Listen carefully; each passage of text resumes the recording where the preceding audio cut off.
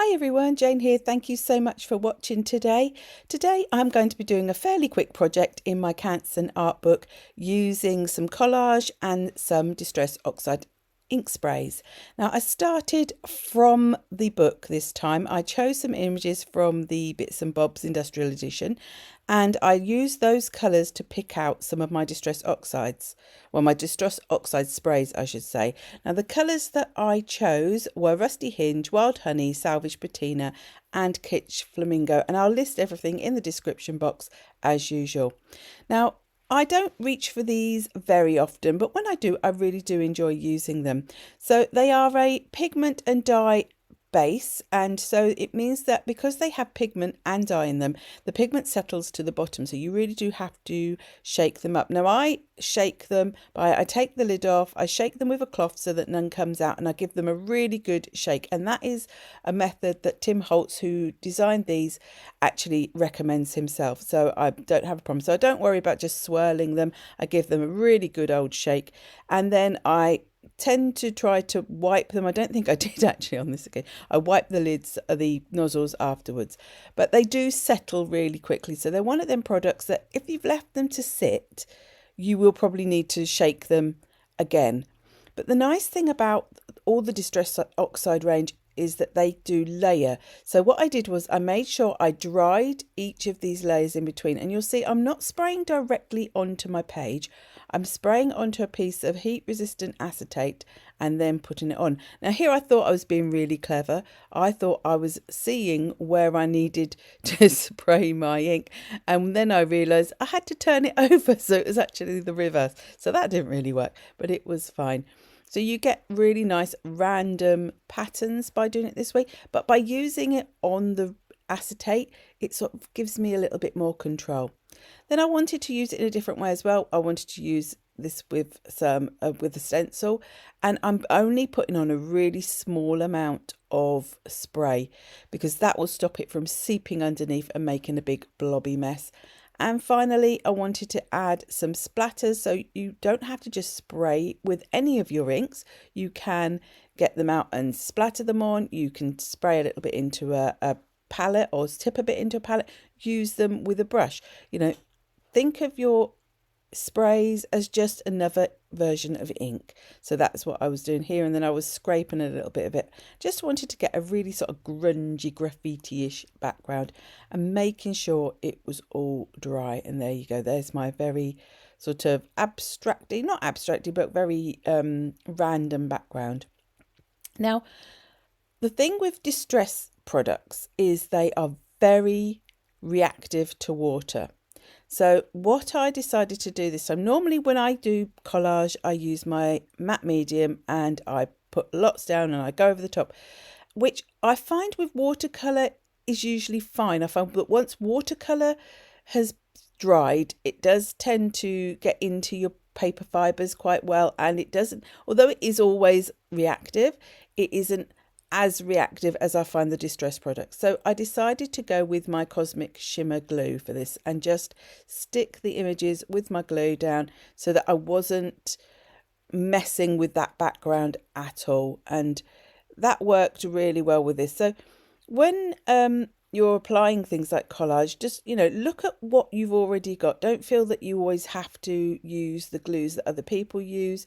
You know, it's very thin paper, so you don't need anything too substantial, but the glues you use really are relative to what you're sticking. So for very thin papers like rice papers, I find matte medium the best. For things like this, I usually use matte medium, but something like just a normal PVA glue, and acrylic glue of some kind is fine. Or even some people use, you know, glue sticks, you know, whatever you've got. And then I reserve things like my glue gel, my Pinflare glue gel, which is a much more solid glue for more substantial elements and things that I know I either want to raise up, so I want to give them a bit of dimension, or I want them to stick really well.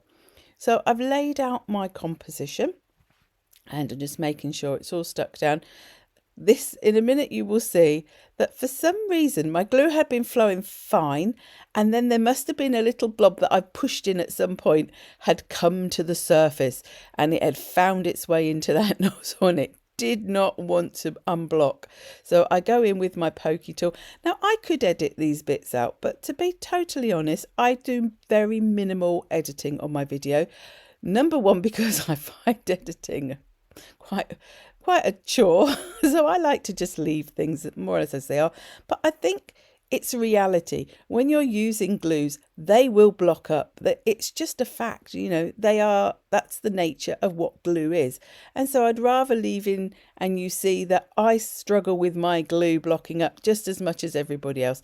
The one thing I do find also, if you're using something like I'm using the Cosmic Shimmer glue here, but if you're using any kind of glue that you're just squirting on the back, you might get little areas where you need to then just go in and add some extra glue, because when you're using the matte medium, it sort of covers everything. Now I've got my Copic Acreas here. These are ones that I got for Christmas, and this is the deep set. So the colours I used in this project were red bean, mustard yellow, peacock green and indigo blue. Now I didn't use very much. I got them out and thought that I might use them a bit more, but I just wanted to add a few little bits, and they are quite strong. I love these Copic Acreas. I have to say they are on the more expensive end of acrylic pens, I have to say. So I haven't gone for buying every single one. I've usually, to be fair, both sets I've asked for as gifts from my family. But they activated really quick, because I was going to show you activating them, but I actually got them out. I pressed them once, I shook them up, pressed them once, and the ink flowed. So they activated very, very quickly. So, and they are quite intense when you put them down, and that's why you will see that I'm adding a bit of colour, and then with the bits down the bottom I was then rubbing them out with my finger just so that they weren't too strong. But I am adding a little bit in here as well, just to add a few highlights. I thought, just for a change, rather than adding any white in, I would just stick with these colours, and it just was something a little bit different. I'm also adding a little bit down the sides. I added a bit down the sides just to try and sort of add a bit more colour into those edges that might have been a bit plain. But because there's quite a lot of white space, it didn't really notice that much. And then finally, I'm just going in with a sentiment from these Tim Holtz label stickers. This is the collection that's called Thoughts. And I chose Focus on the Good because I thought, as we're going into a new year, that's something that I think is really important. I do try to do that as much as possible, because it's very easy to look at the negative parts of the world, but sometimes, well, not sometimes, lots of times there is lots of good going on and lots of good people, lots of good things, and that sometimes we just need to look for those a little bit more and focus on positivity. And this is my final project, so if you have enjoyed it, do please give it a thumbs up, and if you've not subscribed, hit that subscribe button. And a big thank you to my YouTube members who are listed here. They are my super supporters, so thank you ever so much. And until the next time, which will be Saturday, and which will be the collage soup video, and I will see you then, hopefully. Bye bye.